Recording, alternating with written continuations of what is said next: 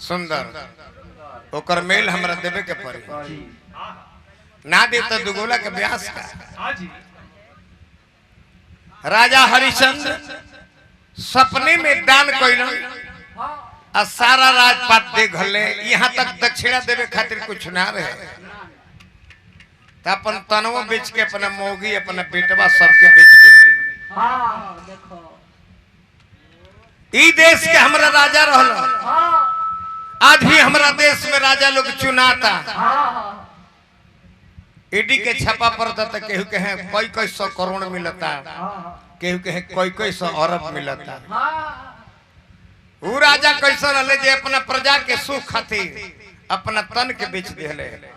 वही देश के दानी राजा सीबी कबूतर के जान बचावे खातिर अपना शरीर के मांस के टुकड़ा तक तौल दिले।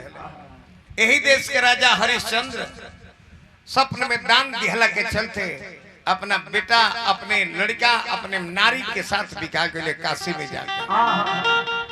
वैसने एगो राजा और रहल जेकर नाम राजा मूर्धज रहे। कुर्सी के लड़ाई आज से नहीं थे, मिक्सर से टोन। कुर्सी के लड़ाई आज से नहीं थे, ये कुर्सी के लड़ाई बहुत पहले हुई। सतयुग में भी रहे, त्रेता में भी रहे, द्वापर में भी रहे। इस कन्या की कुर्सी रे नतियंग राजा हरिश्चंद्र अपना न दान धर्म करत हले कि रागल इंद्र के इंद्रासन डगमगाए। छुआ इंद्र के पद ग्रहण करे जात रहे राजा हरिश्चंद्र। अने इंद्र लगले कहे जे दादा विश्वामित्र बाबा हमरा से नारद जी कहले हैं जे एक ऐसा भी व्यक्ति है जिसका नाम ही सत्यवादी नहीं है, सत्य बोलता भी है सत्य करता भी है। हमारे इंद्रासन डगमगाता, हम छठवा इंद्र के इलेक्शन लड़े वाला बानी। आ वो हमारा जाना था जो तैयारी में बा, तो एगो काम करो ना तनी परीक्षा जाके लो। तो यह जाके विश्वामित्र मुनि के कॉलेज जे परीक्षा में फेल कर दियो। बैलेट बॉक्स में अगर चुनाव लोग ना हारे ना जीतेला तो पूरे बक्स में लोग सियाही भभका देला कि सारा वोटिंग में रद्द हो जाए। वह कोयले का कि कुर्सी रे नतिया सबके नाचन जाई।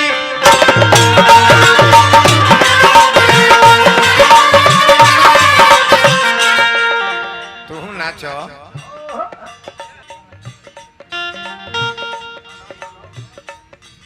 बाबू नीरज सिंह जी खलीलपुर, धन्यवाद। हमरा भाई करण सिंह जी हजारों हजार रुपया पुरस्कार देनी। बार बार बोलो नचाई बल मारे अरे नचाई बल मार कुर्सी रे नतिया सबके नचाई बल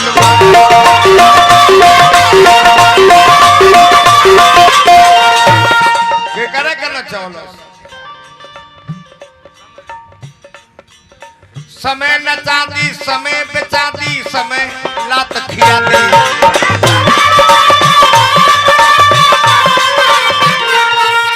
मदन बाबा से गानाथ बाबा की कृपा से फिर 100 रुपया पुरस्कार देनी।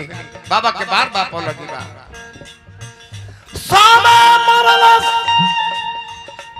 मोरा तो कैले डो मामा घर नुकरिया नचाई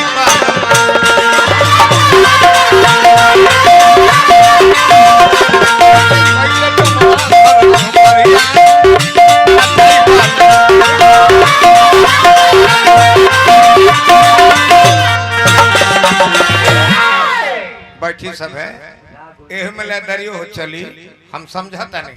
आई जा लेदारी भी हुई। बनर बाबा कमलेश देहाती जी के शिष्य बलिया के सुपरस्टार दुगोला के गायक है। बैठी जा तनी कुछ नीमन कह जा तबे न कुछ बौरो कहे के मिली। नीमन ना कह जा बौर के पकाम लगाई जा तो जे बोलोले वो हो गरी आवे लगी। हेलो राजा मूर्धज की कहानी बा, बाकी पहले को चटकार सुन लो।